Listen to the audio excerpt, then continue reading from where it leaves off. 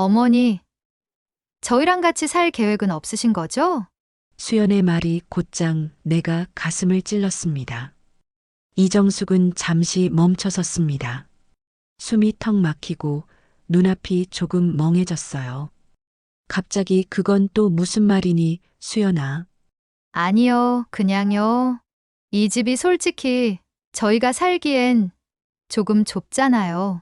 수연은 거실 한가운데에 서서 두 손을 허리에 올리고 이리저리 시선을 돌리며 주변을 훑어보았습니다. 그러더니 천장을 올려다보며 코웃음 섞인 듯한 말투로 이어갔습니다. 25평이면 뭐, 신혼초엔 괜찮은데, 앞으로 애도 낳아야 하고요. 요즘에는 냉장고도 2개씩 쓰잖아요. 저희 친구들 중엔 이런 구조에 사는 사람 아무도 없어요. 이정숙은 말없이 벽에 걸린 결혼 사진을 바라봤습니다. 그 사진은 자신이 직접 액자 골라 걸어준 것이었고 방마다 붙인 커튼도 식탁도 벽지색도 손수 고른 기억이 있었습니다. 그런데 지금 수연의 입에서는 그 모든 정성이 불편하다는 말로 되돌아오고 있었습니다. 그래서 너희는 어떤 집을 생각하고 있는 거니? 최소한 34평은 돼야 애 키우기 편하다고 하더라고요. 요즘엔 기본이잖아요.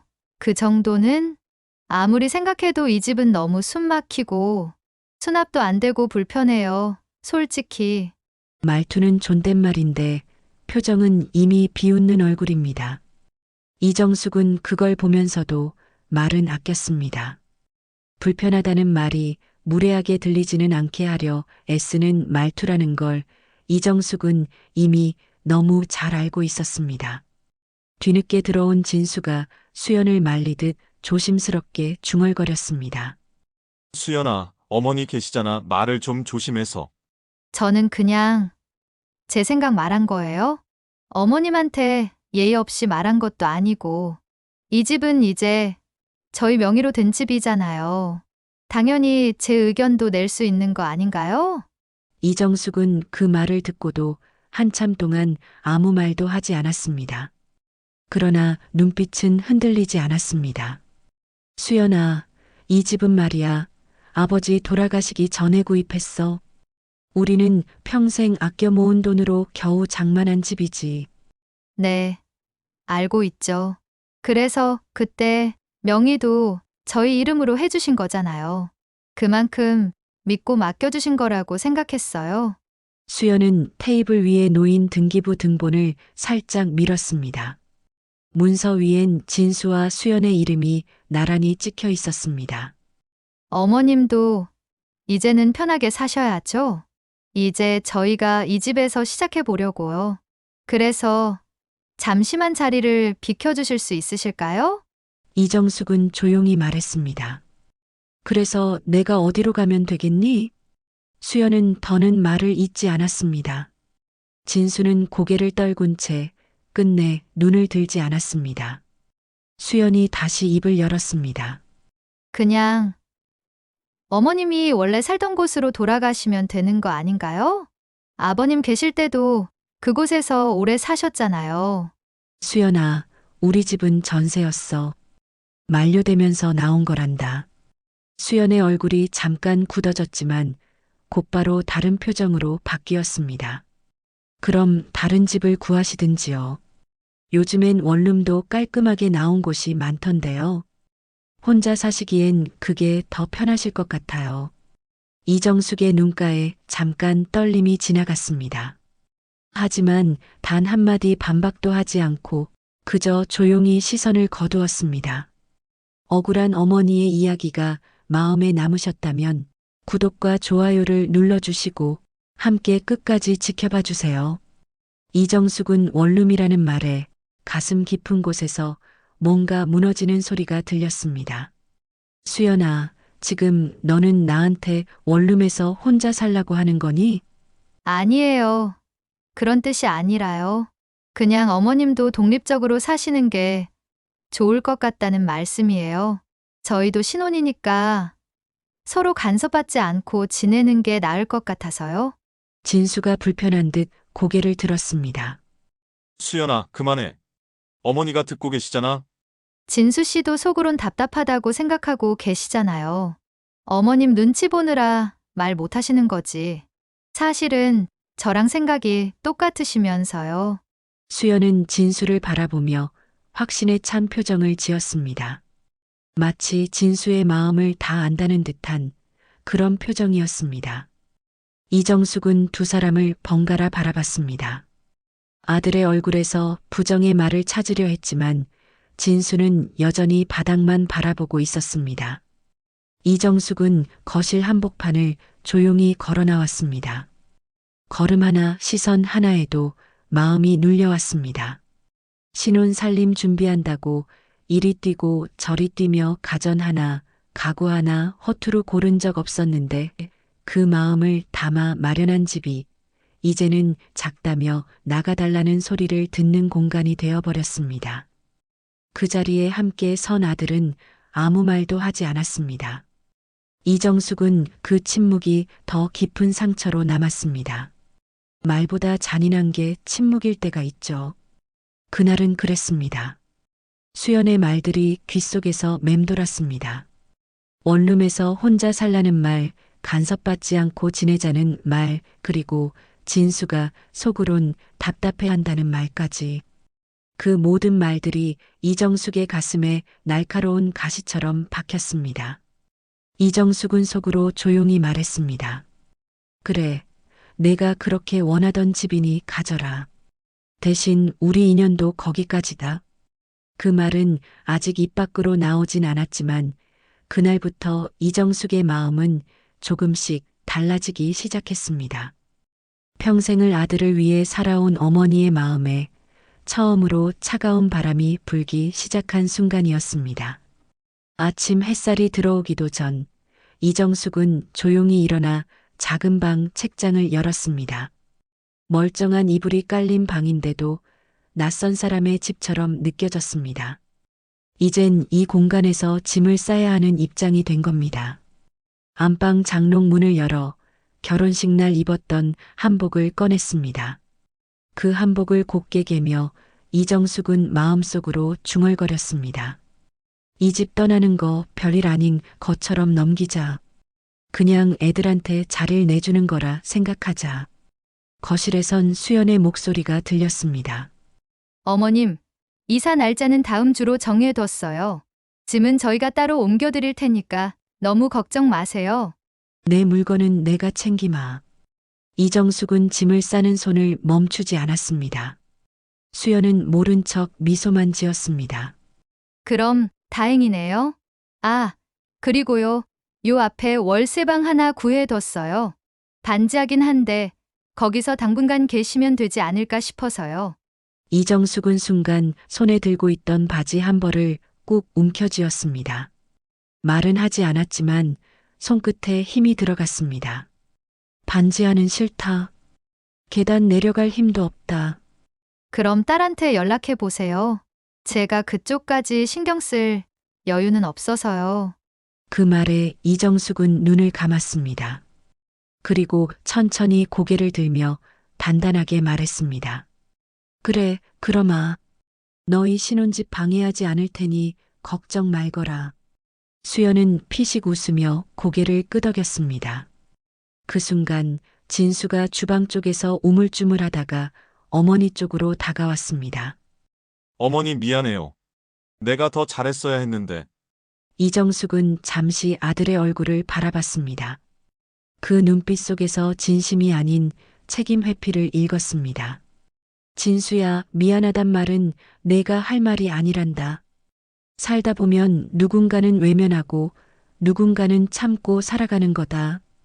진수는 고개를 떨구었습니다. 수연이 문득 이정숙을 돌아보며 말했습니다. 아, 맞다. 어머님이 쓰시던 냉장고 작은 거 이제 필요 없어요. 저희가 큰 걸로 바꿀 예정이거든요. 가져가세요. 수연아, 그 냉장고는 내가 산 게 아니라 이 집에 있던 거란다. 어머님이 쓰셨잖아요. 그러니까 어머님 거죠?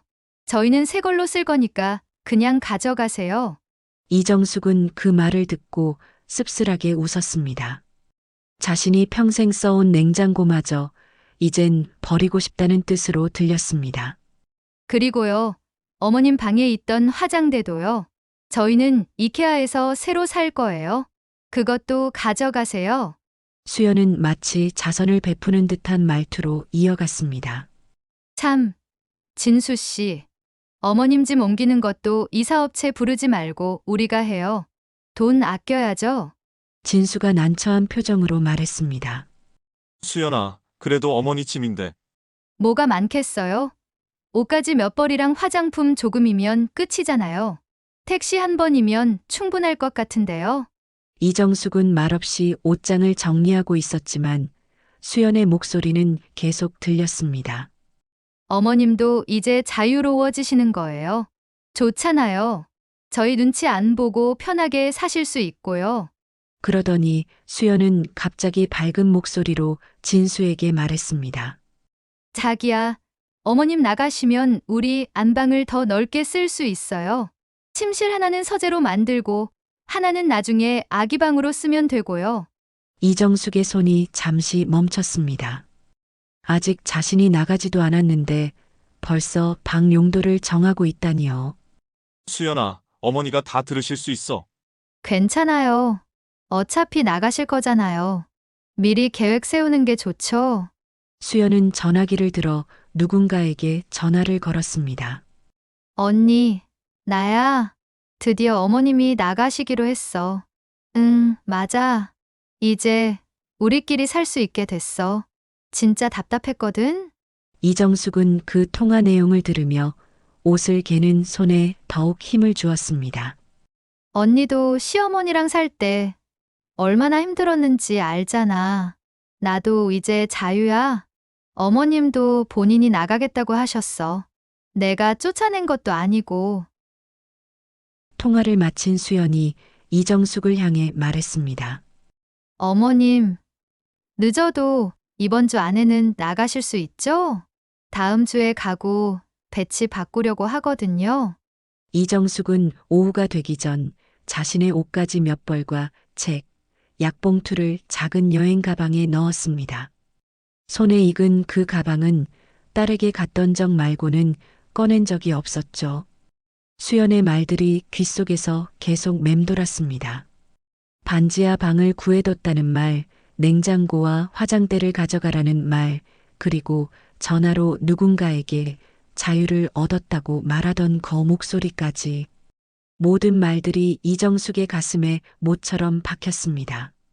가장 충격적이었던 건 수연이 아직 자신이 집에 있는데도 방 용도를 미리 정하고 가구 배치를 바꾼다고 당당하게 말하는 모습이었습니다.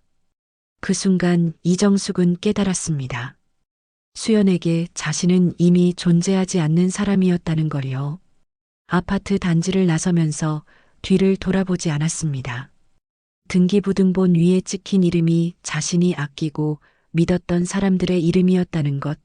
이제는 그 의미가 전혀 다르게 다가왔습니다. 이정숙은 작게 중얼거렸습니다. 고맙다, 수연아.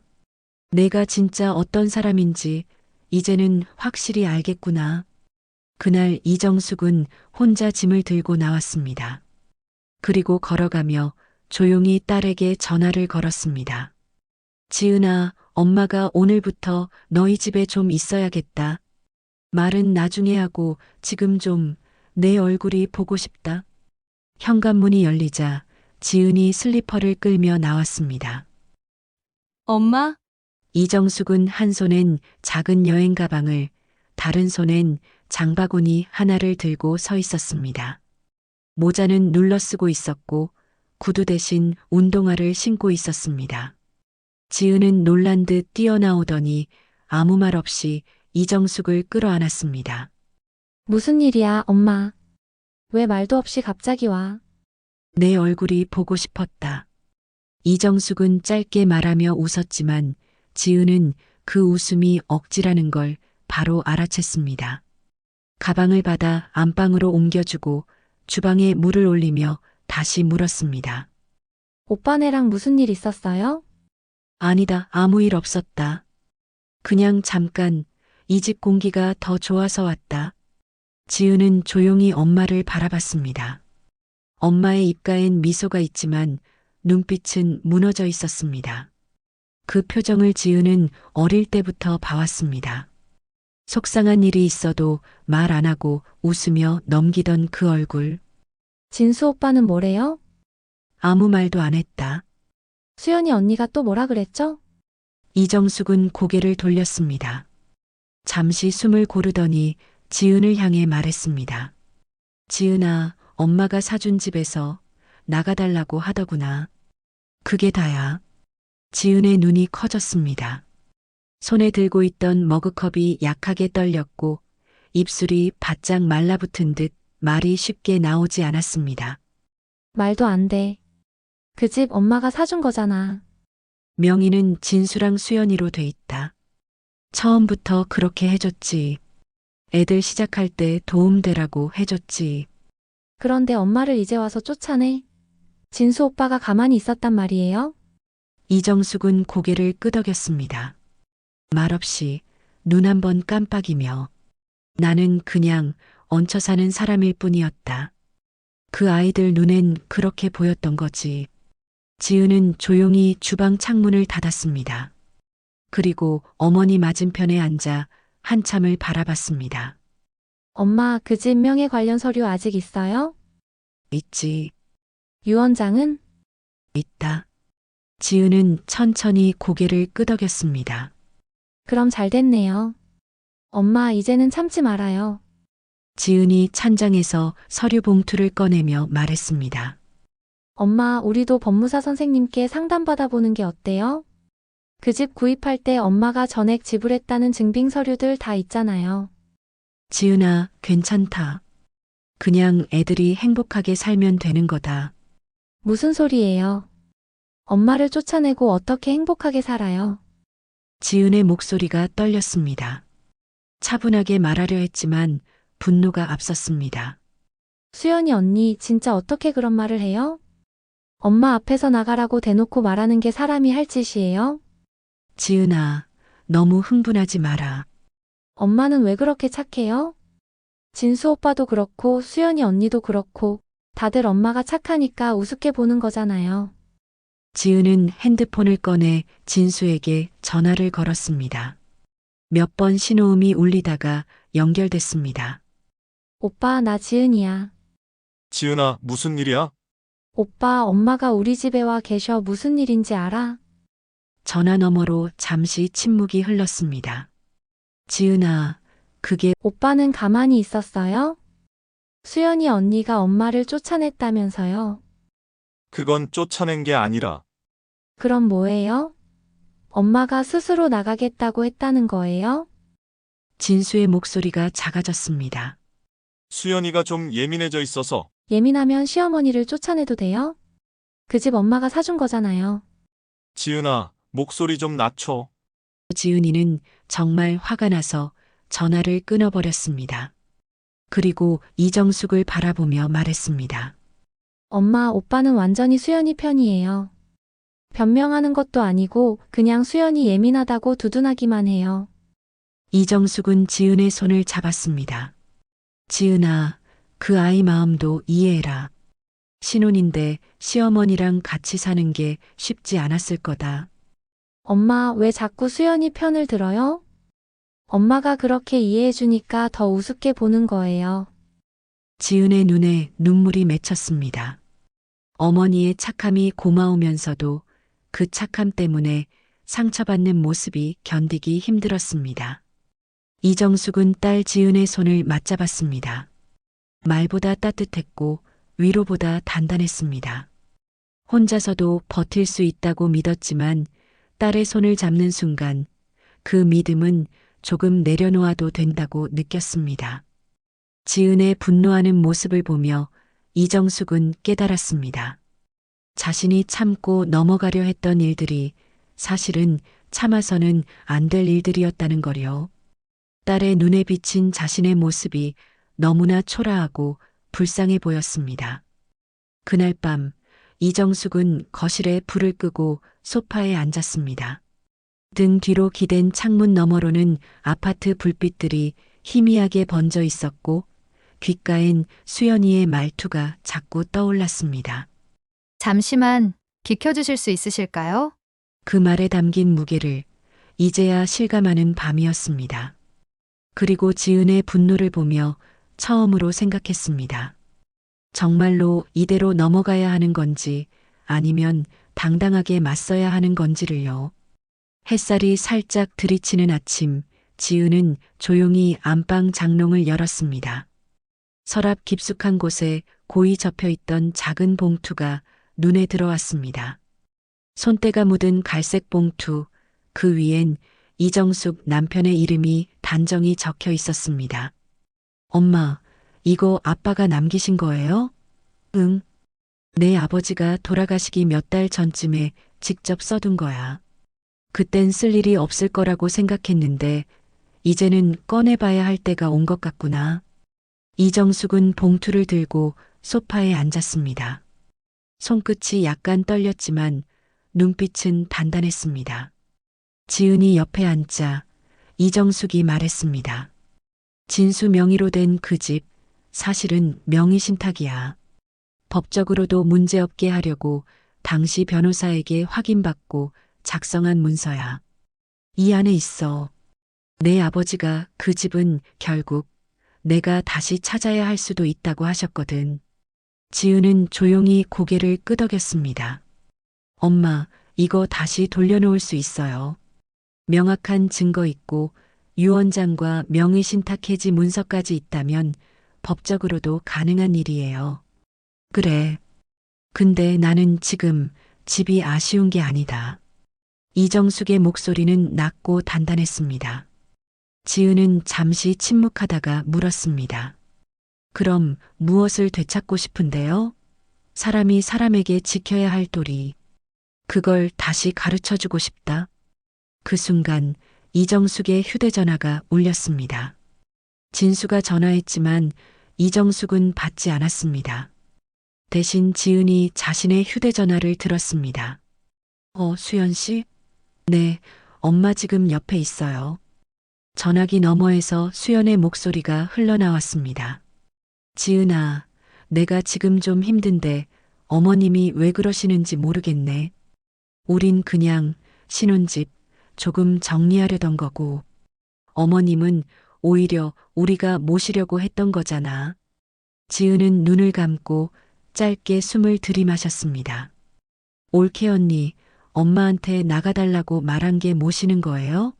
그게 그런 뜻이 아니었지. 우리도 상황이 있잖아. 근데 너무 예민하게 받아들이시는 것 같아서. 언니, 엄마가 집에서 나가셨을 때 등기부 등본 꺼내서 오빠 이름 확인한 거 수연 씨 본인이 한 일 아니에요?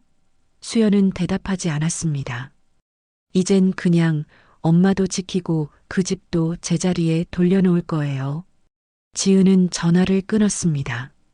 그리고 어머니 쪽으로 몸을 돌려 말했습니다. 엄마, 이제 우리가 시작할게요. 이정숙이 봉투를 열어 서류들을 꺼냈습니다. 유언장 외에도 명의신탁계약서, 집 구입 당시 통장 거래 내역, 그리고 남편이 직접 손으로 쓴 메모들이 나왔습니다. 지은아, 이거 봐라. 남편의 메모에는 이런 내용이 적혀 있었습니다. 진수에게 집을 물려주되 정숙이가 평생 살 수 있는 권리는 보장되어야 함. 만약 진수나 진수 배우자가 정숙이를 내쫓으려 한다면 집의 소유권은 즉시 정숙이에게 돌아가도록 함. 지은이 그 글을 읽으며 말했습니다. 아빠가 벌써 다 예상하셨네요. 이런 상황이 올 수도 있다는 걸 내 아버지는 사람 보는 눈이 있었거든. 수연이가 어떤 아이인지 처음부터 알고 계셨던 것 같아. 이정숙의 휴대전화가 또 울렸습니다. 이번엔 수연이었습니다. 이정숙이 전화를 받았습니다. 어머님, 저예요, 수연이요. 혹시 제가 말실수한 게 있었나요? 정말 그런 뜻이 아니었거든요. 수연아, 너는 지금 뭘 잘못했는지 알고 있니? 제가 어머님 기분을 상하게 해드린 것 같은데 정말 죄송해요. 그냥 신혼집 꾸미는 게 즐거워서 말이 좀 앞섰나 봐요. 이정숙은 한숨을 내쉬었습니다. 수연아, 나한테 반지하 방 구해뒀다고 했지? 그게 어머님을 위해서 그리고 원룸에서 혼자 살라고도 했고 그런 뜻이 아니라 또 냉장고랑 화장대 가져가라고 했어. 너희 언니한테 전화해서 드디어 나가신다고 기뻐했지? 수연이 말을 이어가지 못했습니다. 수연아, 내가 한 말들을 나는 다 기억하고 있다. 그리고 이제는 내가 그 결과를 감당할 차례야. 어머님, 무슨 말씀이세요? 곧 알게 될 거다. 이정숙이 전화를 끊었습니다. 지은이 어머니를 바라보며 말했습니다. 엄마, 변하셨네요. 예전 같으면 사과받고 넘어가셨을 텐데. 지은아, 사람은 한번 배신당하면 달라지는 게 맞다. 나도 이제 더 이상 착한 시어머니로만 살고 싶지 않구나. 이정숙이 서류를 정리하며 말했습니다. 내일 법무사 사무실에 가자. 그리고 이 모든 걸 제자리에 돌려놓을 거야. 지은이 고개를 끄덕였습니다. 엄마, 그런데 오빠는 어떻게 할 거예요? 진수는 선택해야 할 거야. 수연이를 택할 건지, 자기 어머니를 택할 건지.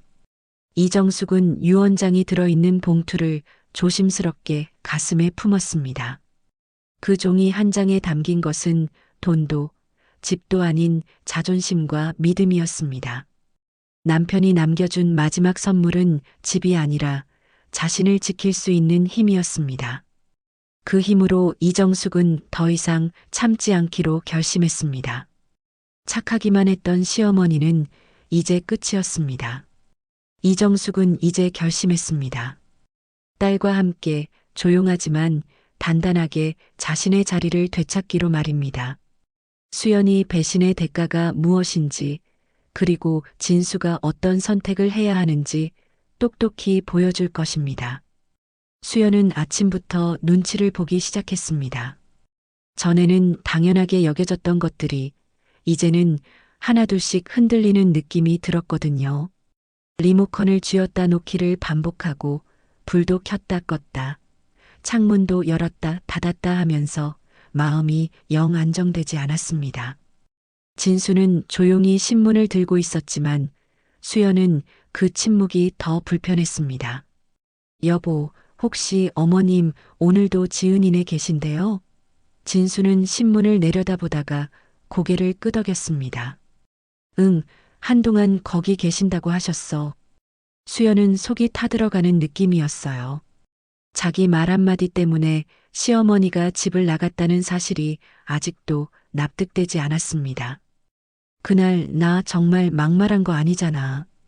그냥 정리 좀 하자는 말이었는데 그걸 왜 그렇게까지 받아들이시는 건지 모르겠네. 진수는 여전히 말이 없었고 그 조용한 태도가 수연을 더 초조하게 만들었습니다. 그날 밤 수연은 핸드폰을 들고 지은에게 메시지를 썼습니다. 지은아, 혹시 시간 되면 잠깐 통화할 수 있을까? 나 요즘 많이 혼란스러워서 그래. 오해가 있던 것 같아. 몇 번이나 보낼까 말까 망설이다 결국 전송을 눌렀지만 답장은 오지 않았습니다. 수연은 불안감에 잠을 이루지 못했습니다. 같은 시각 지은은 어머니 이정숙과 함께 변호사 사무실에 있었습니다. 조용한 분위기 속에서 법무사는 준비된 서류를 천천히 설명해주고 있었죠. 명예신탁 해지 요청서와 부동산 소유권 회복 절차입니다. 관련 증빙 서류도 모두 구비돼 있으니 법적으로 문제없이 진행 가능합니다. 이정숙은 고개를 끄덕이며 서류 봉투에서 남편이 생전에 작성해둔 문서를 꺼내 보여주셨습니다. 남편이 생전에 내게 이 집을 돌려놓겠다고 했었어요. 나중에 아이들 때문에 명의만 잠깐 옮겨놓자고 했던 거고요. 이건 그 약속을 지키는 거예요. 복수 같은 건 아니에요. 지은은 어머니 손을 꼭 잡았습니다. 엄마, 나도 이제는 엄마 편이에요. 더 이상 당하고만 있지 않게 내가 도와드릴게요. 그 말에 이정숙은 살짝 미소 지으셨지만 눈가엔 오래된 상처 같은 고요한 그늘이 드리워져 있었습니다. 다음 날 아침 수연은 등기소에서 온 등기 우편을 받아들고 멍하니 섰습니다. 서류를 펼쳐본 순간 가슴이 철렁 내려앉았습니다. 명예신탁 해지 신청서, 소유권 회복 절차 안내. 그 문서 한 장이 수연에게 모든 걸 설명하고 있었어요. 어머니가 진짜로 움직이셨다는 걸 이제야 실감한 거였죠. 수연은 떨리는 손으로 진수에게 전화를 걸었습니다. 여보, 지금 집에 와봐. 큰일 났어. 진수가 회사에서 급히 돌아왔을 때 수연은 소파에 앉아 서류를 붙들고 있었습니다. 얼굴이 하얗게 질려 있었어요. 이게 뭐야? 명예신탁 해지라니 어머님이 집을 되찾아 가신대요. 진짜로 우리 집이 아니었나 봐요.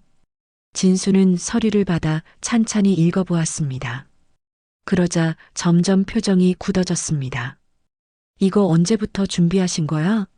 모르겠어요. 어머님이 나가신 다음 날부터 연락도 안 받으시더니 갑자기 이런 서류가 와버렸어요. 수연의 목소리가 떨렸습니다. 그동안 당연하게 여겼던 모든 것들이 한순간에 무너지는 느낌이었습니다.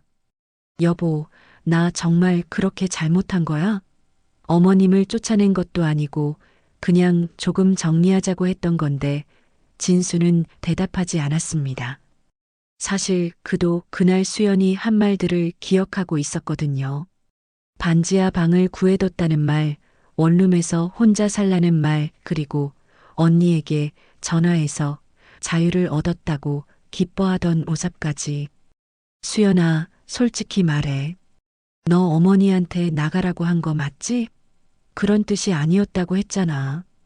그런 뜻이 아니었다면 뭔 뜻이었어? 반지하 방 구해뒀다고 하고 냉장고 가져가라고 하고 언니한테 전화해서 드디어 나가신다고 기뻐한 게 무슨 뜻이었어? 수연은 말을 잇지 못했습니다.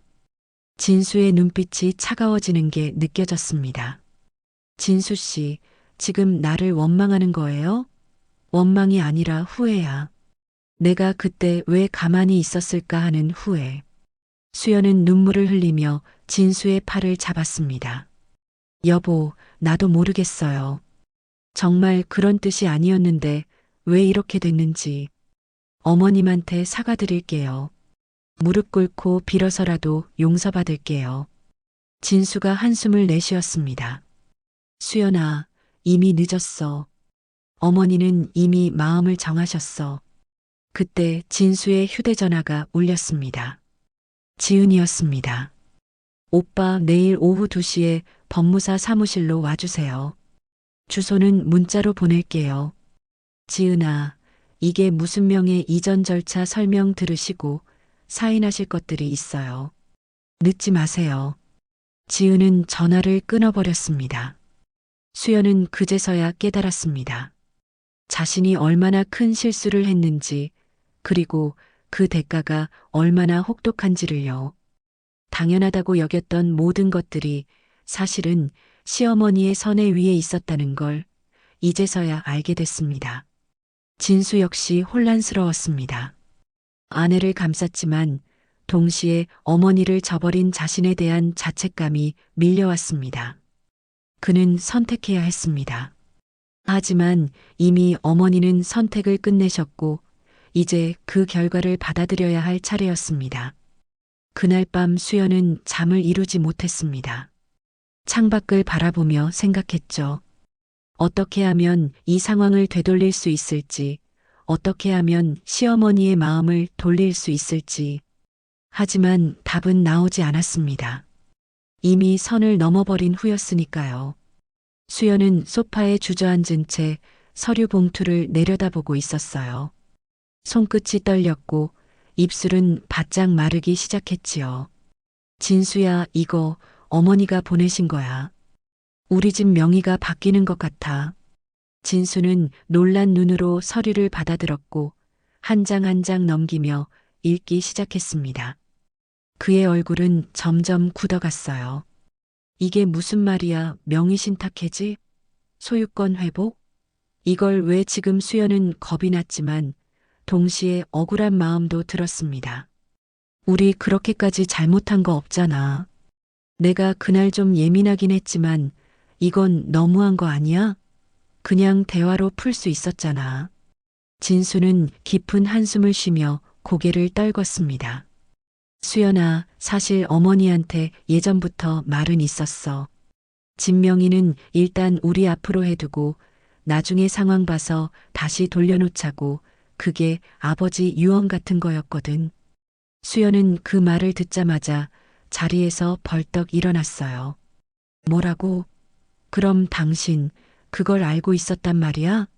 왜 나한텐 말 안 했어? 왜 지금까지 아무 말도 안 했냐고. 진수는 말을 잇지 못한 채 고개를 숙였습니다. 수연의 눈엔 눈물이 맺히기 시작했어요. 억울함, 분노, 불안, 그 모든 감정이 한꺼번에 몰려왔던 거죠. 그날 오후 수연은 자신도 모르게 시어머니 이정숙에게 전화를 걸었다가 끊었고 다시 걸까 말까 망설이다가 결국 핸드폰을 내려놨어요. 밤이 되자 수연은 거실에 앉은 채 넋이 나간 얼굴로 말없이 멍하니 창밖을 바라봤습니다. 진수는 주방에서 물을 마시다 말고 수연에게 조심스럽게 다가갔어요. 수연아, 어머니가 이런 선택을 하신 건 그냥 감정이 아니라 계획이었을 거야. 아버지 돌아가시기 전부터 준비해둔 것 같아. 수연은 눈을 감은 채 말했어요. 난 몰랐어. 아무것도 몰랐어. 난 그냥 이 집이 내 것처럼 살았을 뿐이야. 진수는 수연 곁에 앉으며 말을 이었습니다. 우리 솔직히 너무 당연하게 생각했지. 집도 어머니도. 근데 어머니도 사람인데 마음이 다쳤을 거야. 수연은 조용히 고개를 끄덕였어요. 말은 없었지만 이제 자신이 서 있는 자리가 얼마나 위태로운지 깨닫고 있었던 거죠. 한편 이정숙은 다음날 새벽 손에 서류를 들고 조용히 집을 나섰습니다. 지은이 운전하는 차를 타고 법원으로 향했어요. 지은은 룸미러로 어머니를 바라보다 말했습니다. 엄마, 무섭진 않아요? 이정숙은 창밖을 보며 조용히 웃으셨어요. 무서울 것도 부끄러울 것도 없지. 나는 그저 내 자리로 돌아가는 거니까. 차 안에선 아무 말도 없었지만 그 침묵이 오히려 확고하게 깊은 결심을 말해주고 있었습니다. 같은 시각 수연은 침대에서 뒤척이며 잠 못 이루는 밤을 보내고 있었습니다. 진수는 거실 소파에 이불을 깔고 누워 있었지만 눈만 뜨고 천장을 바라보고 있었어요. 새벽 4시경 수연이 주방으로 나와 물을 마시는데 진수도 일어나 있는 걸 봤습니다. 잠 못 자? 당신도 못 자는 거 보니까. 수연은 컵을 내려놓으며 말했습니다. 자기야, 내가 정말 그렇게 나쁜 사람이야? 시어머니를 쫓아낸 악독한 며느리야? 진수는 대답하지 못했습니다. 사실 그도 혼란스러웠거든요. 수연의 말이 틀린 건 아니지만 어머니의 마음도 이해가 됐습니다. 수연아, 어머니한테 사과하자. 진심으로. 사과하면 용서해 주실까? 모르겠어. 하지만 해봐야지. 수연은 고개를 끄덕였지만 마음 한구석에선 이미 늦었다는 생각이 들었습니다. 그날 아침 수연은 시어머니에게 문자를 보냈습니다. 어머님, 제가 정말 잘못했어요. 한 번만 기회를 주세요. 무릎 꿇고라도 사과드리고 싶어요. 하지만 답장은 오지 않았습니다. 오후 2시 법무사 사무실에서 이정숙과 지은은 최종 서류에 사인을 마쳤습니다. 집의 소유권이 다시 이정숙 명의로 돌아오는 순간이었습니다. 절차가 완료됐습니다. 이제 정식으로 이정숙님 소유입니다. 이정숙은 조용히 고개를 끄덕이며 서류를 받아들었습니다. 지은이 어머니를 바라보며 말했습니다. 엄마, 이제 오빠한테 연락해 볼까요? 아니다. 진수가 먼저 와야 해. 자기 어머니한테. 이정숙의 목소리는 단단했습니다. 더 이상 착한 시어머니가 아닌 당당한 집주인의 목소리였습니다. 같은 시각 진수는 회사에서 일이 손에 잡히지 않아 일찍 퇴근했습니다. 집에 도착해 보니 수연이 소파에 앉아 핸드폰만 바라보고 있었어요. 어머니한테서 연락 왔어? 아니요. 아무 소식도 없어요. 진수는 자신의 핸드폰을 확인해 봤지만 어머니로부터는 아무 연락이 없었습니다. 그 침묵이 더 무서웠습니다. 이정숙은 법무사 사무실을 나서며 깊게 숨을 들이마셨습니다. 오랜 시간 참아왔던 것들이 이제야 제자리를 찾아가는 느낌이었습니다. 수연과 진수는 그날 밤을 가장 긴 밤으로 기억하게 될 것입니다. 당연하다고 여겼던 모든 것들이 사라지는 순간 그들은 비로소 자신들이 잃은 것의 소중함을 깨달았습니다. 하지만 이미 선택은 끝났고 결과는 시작됐습니다. 이정숙의 반격이 본격적으로 시작된 것입니다. 며칠 뒤 수연과 진수는 결국 이정숙을 직접 찾아갔습니다. 지은의 집 문 앞에 서 있던 수연은 몇 번이나 초인종을 누를까 말까 망설였어요. 그러다 결국 눌렀고 문이 열리자 이정숙이 조용히 나왔습니다. 오셨어요. 이정숙의 말투는 차갑지도 따뜻하지도 않았습니다. 그저 담담하게 예전처럼 문을 열어주셨지요. 수연은 어색한 미소를 지으며 따라 들어갔습니다. 거실에 마주 앉자마자 수연이 먼저 입을 열었어요. 어머님, 저희가 정말 그렇게까지 신뢰를 했던 건지 아직도 잘 모르겠어요. 그날 제가 한 말이 그렇게 큰 상처가 됐을 줄은 정말 몰랐어요. 이정숙은 조용히 차를 따르며 말했습니다. 수연아, 말이라는 건 그 순간의 온도보다 마음의 깊이가 더 중요한 거야. 내가 한 말이 차갑게 느껴졌던 건 나를 사람으로 대하지 않았기 때문이야. 진수는 옆에서 한숨을 내쉬었습니다. 어머니, 우리 솔직히 너무 무심했어요. 아버지 돌아가시고 어머니 혼자 계시는 시간도 많았는데 저도 그걸 모르고 그냥 흘려보냈어요. 이정숙은 진수를 똑바로 바라보셨습니다. 너희는 가족을 집 한 채 값으로 생각했던 것 같구나. 집을 주면 효도한 거고 불편하면 원망하는 거고 나는 그 집보다 가족으로서의 따뜻한 말 한마디가 더 그리웠다. 수연은 고개를 떨구었습니다. 입술이 떨렸고 말이 잘 나오지 않았어요. 저 정말 죄송해요. 어머님, 저도 그날은 그냥 순간적으로 나온 말이었어요. 이렇게 일이 커질 줄은 정말 몰랐어요. 이정숙은 조용히 고개를 끄덕였습니다. 알고 있어. 그래서 나도 너희한테 미련을 두고 싶지 않았던 거야. 이제 그 집은 다시 내 명의로 돌아올 거고 그 일로 소송까지 갈 필요는 없을 거야. 법적으로 절차는 거의 마무리됐으니까. 진수는 놀란 눈으로 어머니를 바라봤습니다. 어머니, 소송까지 하신 건 아니죠? 그래도 우리 가족인데 그렇게까지는. 이정숙은 살짝 미소 지으셨습니다. 진수야, 나도 그 말이 가장 마음 아팠어. 그래도 가족인데라는 그 말.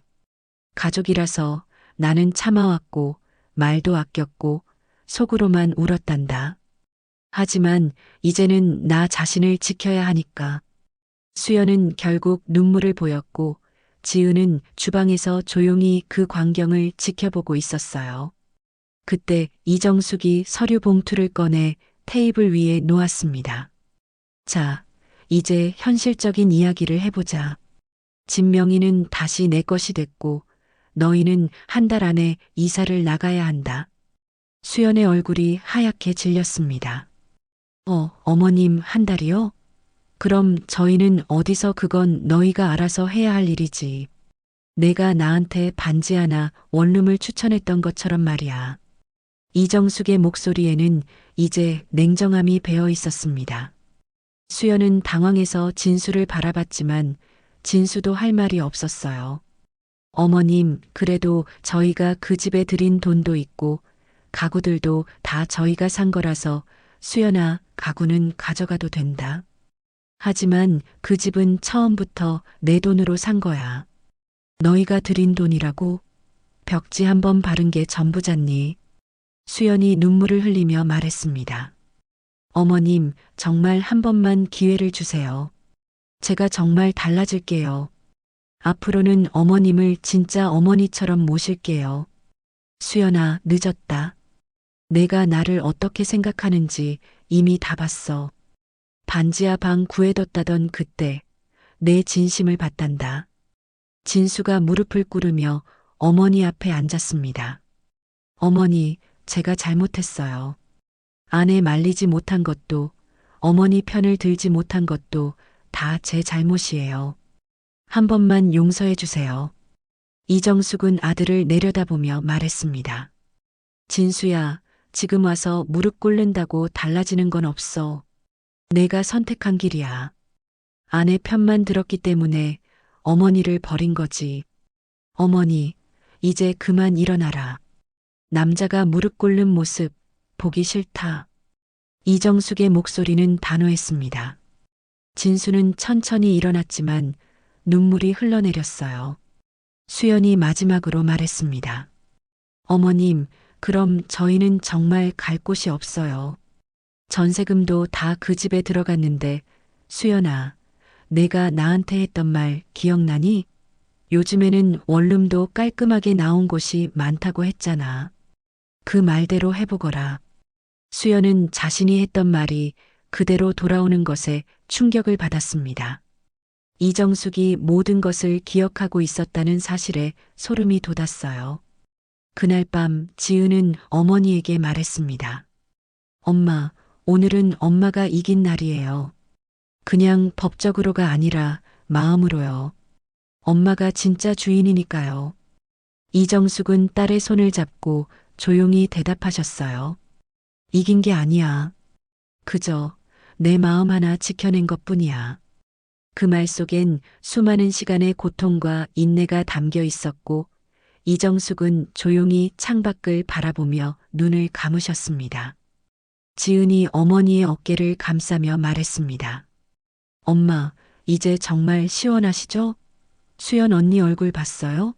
자기가 한 말이 그대로 돌아오니까 얼마나 당황하던지요. 이정숙은 작은 미소를 지었습니다. 지은아, 복수라고 생각하지는 마라. 그냥 사람이 사람에게 해야 할 도리를 가르쳐 준 거야. 수연이도 이제 알게 될 거다. 남을 함부로 대하면 어떤 일이 생기는지 말이야. 그날 수연과 진수가 돌아간 후 이정숙은 오랜만에 마음이 후련했습니다. 수연이 자신이 했던 말들이 그대로 돌아오는 것을 보며 당황하는 모습, 진수가 뒤늦게 무릎 꿇는 모습을 보며 안타까웠지만 동시에 속이 시원했습니다. 이제 수연은 정말로 원룸을 찾아다니게 될 것이고 아니면 지하방을 찾겠죠. 자신이 시어머니에게 추천했던 그 삶을 직접 살아보게 되는 거죠. 이정숙의 복수는 화려하지도 잔인하지도 않았습니다. 그저 수연이 했던 말과 행동을 그대로 돌려주었을 뿐이었습니다. 하지만 그것만으로도 충분히 쌤통이었습니다. 며칠 뒤 동네 부동산 앞에 붙은 공고문 하나가 사람들의 시선을 끌었습니다.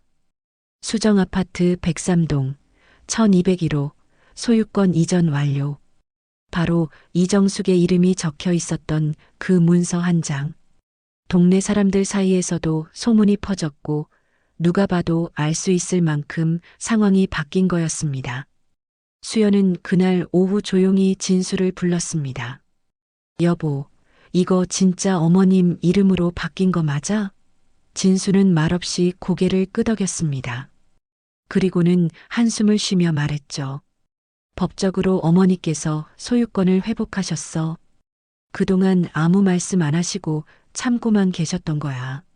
수연은 말을 잇지 못했습니다. 한참을 침묵하다가 떨리는 목소리로 말했어요. 그럼 우리 이제 나가야 해? 진수는 대답 대신 고개를 숙였습니다. 며칠 뒤 짐을 싸는 날, 집안엔 박스가 쌓였고 수연은 서랍 하나를 열다가 멈췄습니다. 그 안에는 과거 이정숙이 직접 손글씨로 써준 편지가 들어 있었습니다. 수연아, 이 집에서 행복하길 바란다. 내가 우리 가족이 되어줘서 고마워. 그 글귀를 읽던 수연은 끝내 눈물을 흘렸습니다. 자신이 받은 믿음과 기대를 배신했던 시간이 떠올랐던 거죠. 그날 오후 이삿짐 차량이 아파트 앞에 도착했습니다. 이웃들은 창문 너머로 흘끔거리며 속삭였습니다. 저 집 결국 다시 원래대로 되었나 봐. 원래 그 할머니 집이었다잖아.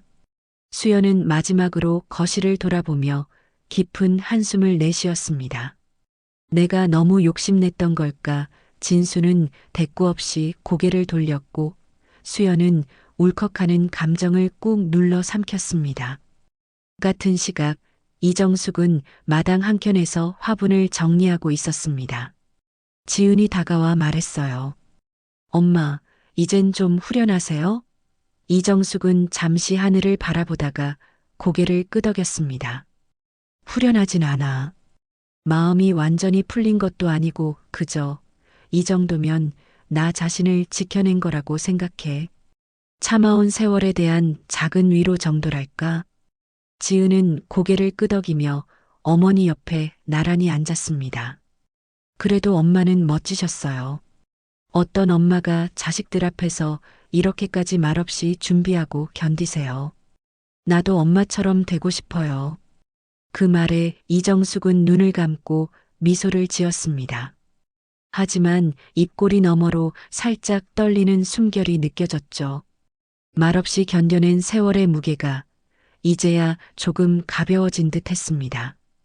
그날 저녁 이정숙은 거실벽에 걸린 오래된 가족사진 앞에 섰습니다.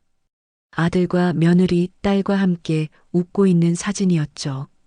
손끝으로 사진틀을 살며시 어루만지며 조용히 중얼이셨어요. 그 집, 내가 그렇게 원하던 거니까 가져라. 대신 우리 인연도 거기까지다. 그 말은 분노가 아니라 단호한 결심이었습니다. 모든 걸 묵묵히 감내하고 결국 자신의 자리를 되찾은 이정숙의 마지막 선택이자 가장 조용한 복수였던 겁니다. 밖에서는 해가 지고 있었고 어둠이 거실 안까지 번져오고 있었습니다. 그 속에서 이정숙은 조용히 등을 돌리고 천천히 안으로 걸어 들어가셨습니다. 이제는 더는 흔들릴 것도 빼앗길 것도 없다는 듯이요. 6개월 후 수연과 진수는 작은 원룸에서 살고 있었습니다. 수연이 그토록 비웃었던 바로 그 공간에서 말이죠. 좁은 방에서 냉장고 소리에 잠을 깨고 빨래 넣을 곳 없어 고민하며 매일 전세금 마련을 위해 아등바등 살아가고 있었습니다. 진수는 어머니에게 몇 번이나 전화를 걸었지만 이정숙은 받지 않았습니다. 명절이 되어도 생일이 되어도 연락은 끊어진 채였습니다. 어느 날 수연이 우연히 마트에서 이정숙을 만났습니다. 이정숙은 여전히 단정하고 당당한 모습이었지만 수연을 보지도 않았습니다. 마치 처음 보는 사람처럼 지나쳐갔습니다. 수연은 그제서야 깨달았습니다. 자신이 잃은 것이 집만이 아니라는 걸요.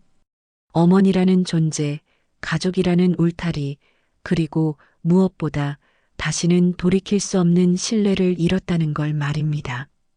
지은은 가끔 어머니께 말했습니다. 엄마, 오빠가 계속 연락해요. 한 번만 기회를 달라고. 하지만 이정숙의 대답은 언제나 같았습니다. 지은아, 어떤 상처는 시간이 지나도 아물지 않는단다. 나는 이제 그 상처가 더 깊어지기 전에 스스로를 지키기로 했어. 그리고 덧붙였습니다. 수연이가 언젠가는 알게 될 거야.